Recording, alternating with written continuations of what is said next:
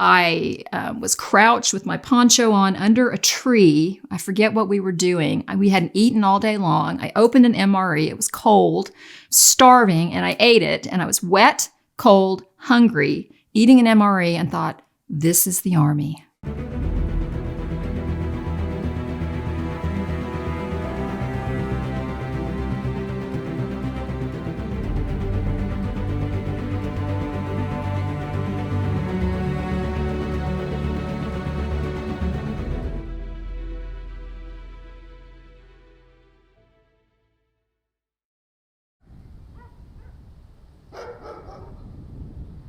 My dad guilted me into joining the Army, believe it or not. My story begins with I was in nursing school at Texas Women's University, and I was home on the weekend, and the Army, as they were always doing, sent a little postcard through the mail, apply for an Army ROTC nursing scholarship. And I saw it and I thought, I don't have any intention of joining the Army, so I threw it into the trash. And my dad found it and pulled it out of the trash and said, you could really help this family if you would apply for this scholarship. And I'm like, okay, I'll apply.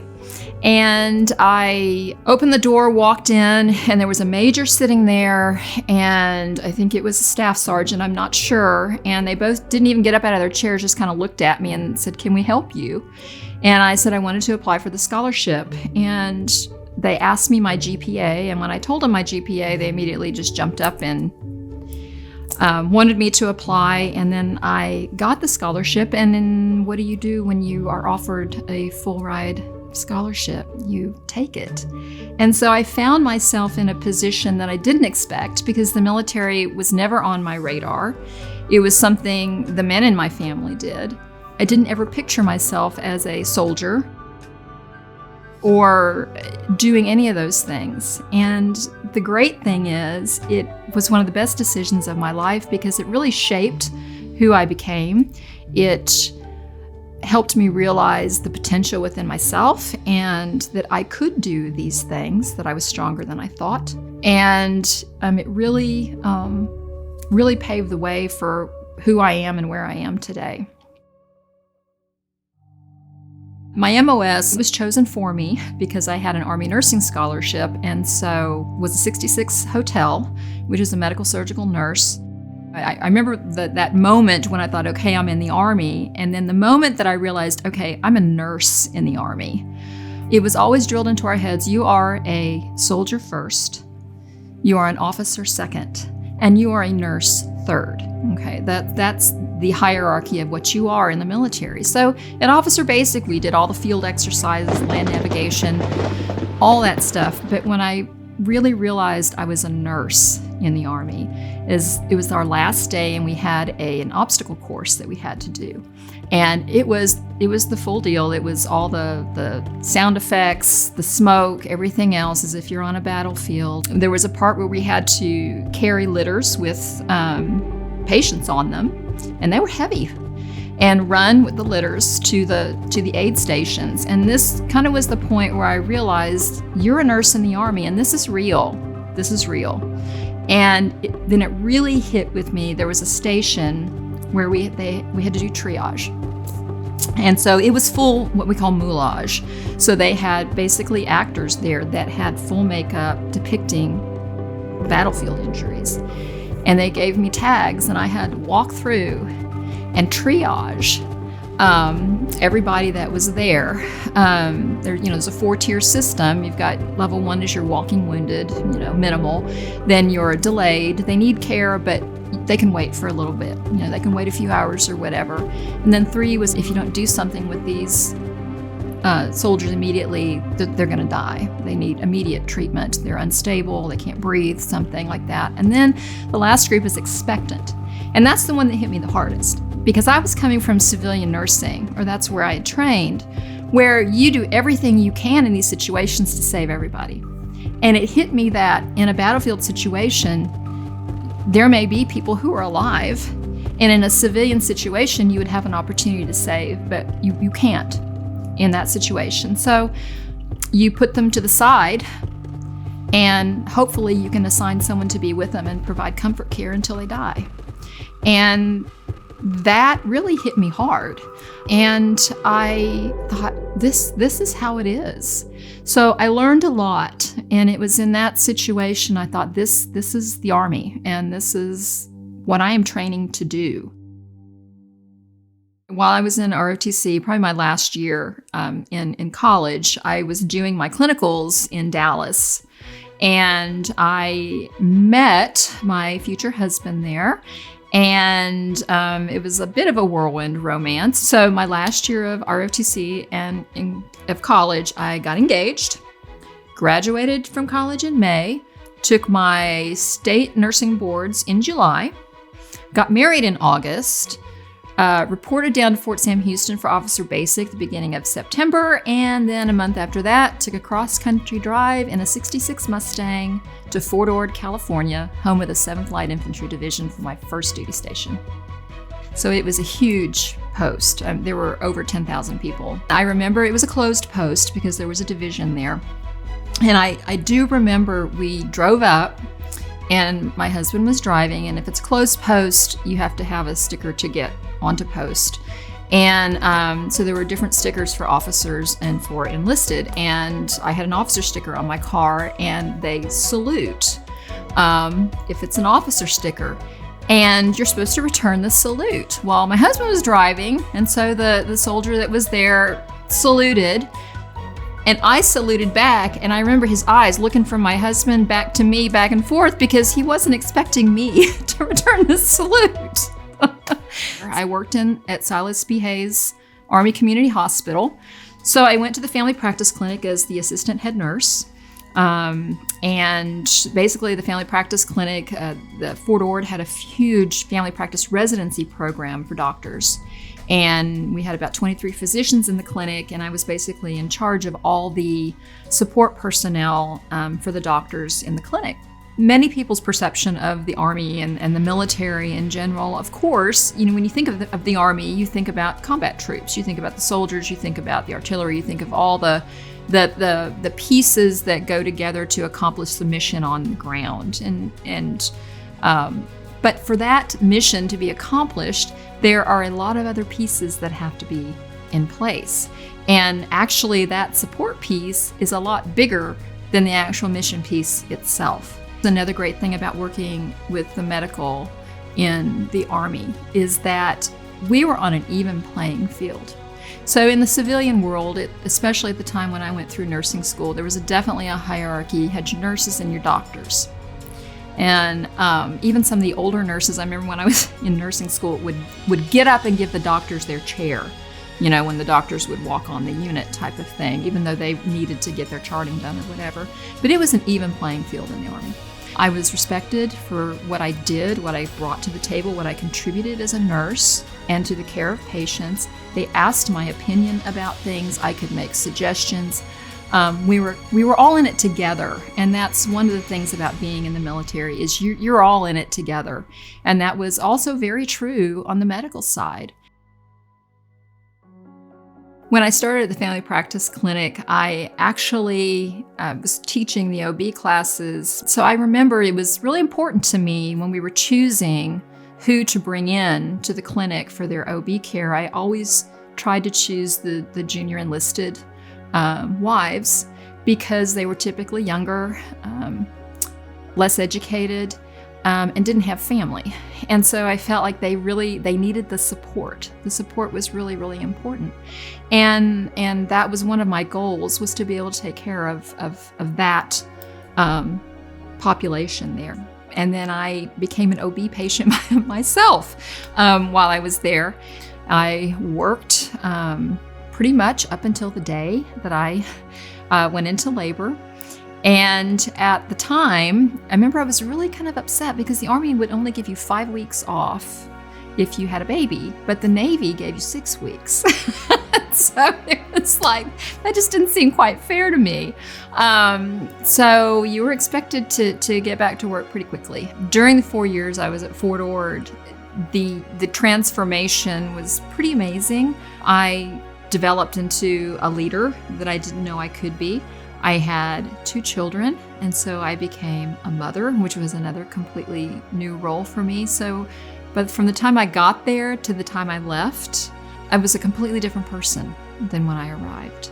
Right as I was leaving Fort Ord, I was supposed to be assigned to a field hospital at that time. But that didn't happen because I went to Fort Leavenworth instead. I was a 03, I was a captain. And I remember walking into Munson Army Community Hospital and meeting the chief nurse, who promptly told me that I would be working in the emergency department. And I almost died when she told me that, because I, had worked on a medical floor. I had worked in clinics, done a lot of things there, but the emergency department scared me.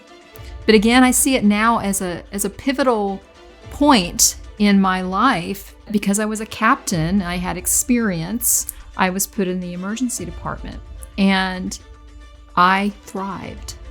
And I was so frightened to begin with, but I learned, again, lessons about myself, that I liked not knowing what was coming through those doors. I liked the challenge of having to be on my toes, of having to use all my assessment skills, all my senses, to try to figure out what was going on, to help the person, what was happening in that moment. And that I thrived in that environment. And it was a complete and total shock to me. It was something I never in a million years would have chosen for myself. Dawn over the Persian Gulf, and Marine artillery pointed north to Kuwait, ready to be moved to desert locations. August of 1990, I can remember standing in my living room in Leavenworth, looking at the TV and seeing everything that was unfolding, which would become Operation Desert Shield. And I looked at my husband and I just said, oh no, this is real now. We're deploying troops. And I went into the hospital the next day, and the rumor going around was that they were going to take all the nurses from the hospital, rank of captain and above, which was me, as one of them, and we were going to be deployed. And I was promptly given a packing list. That was another one of those moments. My children were young, they were babies. The youngest was a baby, and my husband was in school, and I was thinking, this was real, getting all the stuff in my ruck and packed and ready to go. And it was real, and I was so torn, because I was thinking, I got babies. I don't want to leave these babies here. My husband's in school. He's going to have to quit school to take care of the kids. And I don't want to leave my kids right now.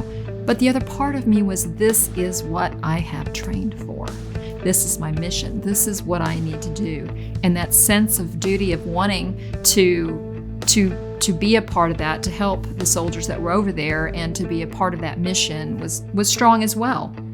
And the irony is, what they ended up doing is taking all the doctors from our hospital and leaving the nurses. So all that hurry up and wait, which is typical of the military, I didn't have to face that situation. So I was at Leavenworth until 1992 when I got out of the Army. When I was leaving the Army, I remember I was sitting in my chief nurse's office because I was out processing and it was my last time to see her. And I remember sitting there and I was embarrassed because I started to cry, and I told her, I said, I don't know how to be anything else. And my identity was so enmeshed in the military lifestyle and in being in the Army that it really was frightening to me. I was proud of who I was becoming, of who I had become. I was proud of being a soldier. I was proud of being an officer. I was proud of being a nurse. I made the decision to get out because it was what was best for my family. So I had to look at that bigger picture. And again, it's that mother component, what's best for my children, what's best for my husband, what's best for us. And it still gets me to this day. I just remember sitting there and saying to her, I don't know how to be anything else. And what am I going to do? Everybody's experience in the Army and the military is different. And some people don't have good experiences. I had a great experience, and it was life-altering to me. And it really made me who I am. And to think that it all started when I didn't really want to do it. I was doing it to please somebody else. And at the end of the day, it made me into a strong, competent, compassionate woman. When I left the military, I felt that I needed to make a clean break. And so I did. And for many years, I didn't really even think about my military service. I had to adjust to civilian life. I had to make my way in the civilian world. At the time, I got a master's degree in nursing education. I started teaching at the local university. And I started getting a lot of students that were vets. And it just opened my eyes to a lot of the trauma and the struggle that was going on with a lot of the soldiers that were coming home from our conflict in Iraq and then Afghanistan. And I happened to find a course that addressed spiritual injury and combat veterans, and I facilitated this course called Reboot for several years. And it was through this, working with this course, and it led me to start my work with veterans, which is really my passion and my calling now. I became a microcurrent neurofeedback practitioner to be able to help people to regain their lives, to overcome the debilitating effects of trauma. And we really underestimate the effect trauma can have on the body and on the brain and nervous system. It's kind of the capstone of my career and my life in being able to help those. So I'm continuing in service. I see in the big picture how God's hand in everything throughout my career, everything's kind of come full circle now. And I think about where I started in the Army and where I am now, working very frequently with veterans, and it has been actually one of the greatest honors of my life. I was proud to serve in the Army, and now I'm still able to give back and connect with the military community. I may not get up and put a uniform on every day anymore, but I'm still able to connect with my brothers and sisters in arms and to help them to regain a sense of hope, a sense of purpose, to reconnect with a sense of normalcy in their lives. And I can see how this is where God was leading me all along. And this is where I am supposed to be.